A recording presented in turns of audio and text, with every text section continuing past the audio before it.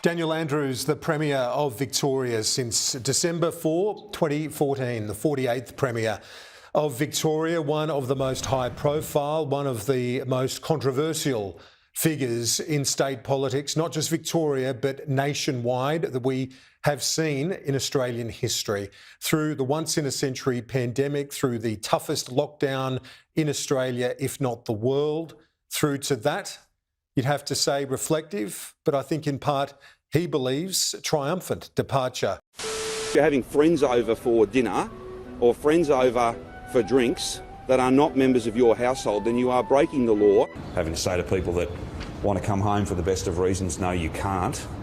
But we have got to, they're not locked into Sydney, so they must be locked out of Victoria. The Premier has read the Riot Act to businesses encouraging public gatherings. Pub crawls, bars and cafes offering refills have enraged Daniel Andrews, who says taking a risk is not worth ending up on a ventilator. The pseudo pub crawl through Richmond has angered Spring Street. This is in Richmond. There's Tier 1 and Tier 2 exposure sites in Richmond. There's been cases in Richmond. The notion that you'd be wandering around Richmond. Anyway. So there will be a curfew across metropolitan Melbourne from 8 p.m. this evening, and it will run from 8 p.m. to 5 a.m. each and every day. And the only reason to be out of your home between the hours of 8 p.m. and 5 a.m.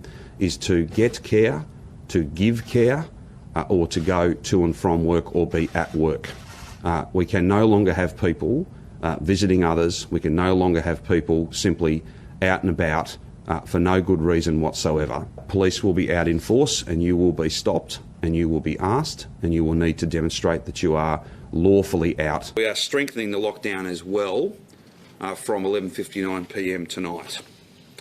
There will be a curfew on advice from the Chief Health Officer from 9 p.m. to 5 a.m. each and every day. No removal of masks to consume alcohol outdoors. Playgrounds, basketball courts, skate parks and exercise equipment, despite the fact that it's outdoors, will be closed. Religious broadcasts, they'll be further limited. Same crew. You can't have a revolving crew every week. It's got to be the same people who produce those broadcasts. So if you're an authorised worker, you'll need a permit, just as you did last year. But what makes me really angry about it is that there are 69 people at that event. Each of those 69 people will have to be interviewed. Their close contacts will have to be spoken to, tested. Their close contacts will have to be spoken to and tested. Our contact tracers, who are working their guts out for all of us, will have to spend literally thousands of hours dealing with hundreds and thousands of people connected to that engagement party. Abattoirs will be forced to reduce staff levels, cutting operations by a third. Poultry processing will be down to 80% of capacity. These specific plans are about trying to strike a balance between driving down the number of people that are going to and from work, the number of people who are congregating for work in one place, but also making sure that there's enough food on the shelves. You may not necessarily be able to get exactly the cut of meat that you want, but you will get what you need. You're just another tyrant.